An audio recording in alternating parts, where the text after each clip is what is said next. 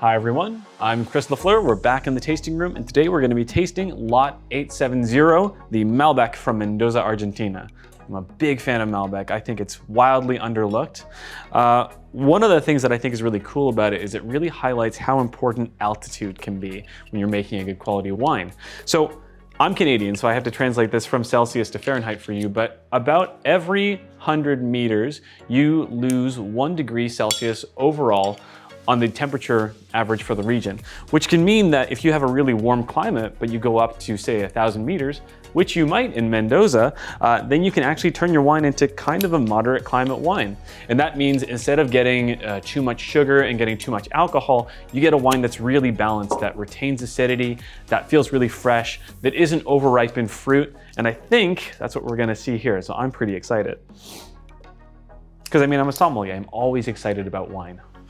So here we have the Lot 870. Let's see how it looks.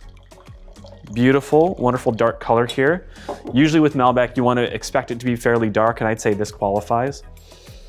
And on the nose, it's kind of what I would expect, which is to say that it's delightful. It's got a lot of purple flowers on the nose, which is something you really see mostly out of Malbecs.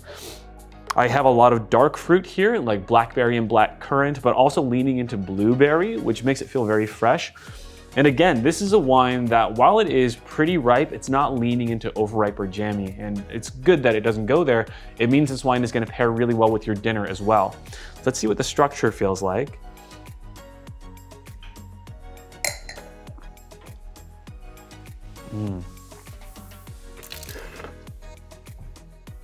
So when we're talking about structure of wine, first off, we want to think about the acidity, and that's how much your mouth is watering, and mine is watering, which means that this is going to cleanse the palate between every bite of whatever you have this with. Next, we like to think of the tannins, which kind of hit the palate on the sides of the tongue and on the top of the tongue, and it feels a little dry, and they are definitely present.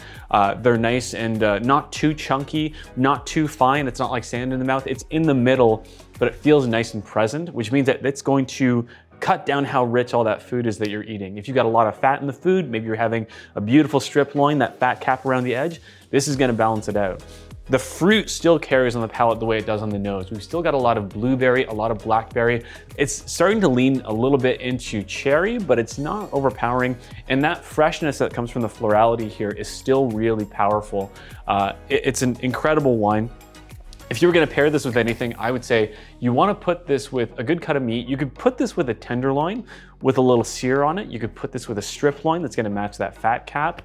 You could also put this with a roast because all those juices and all that character and flavor are also gonna balance here.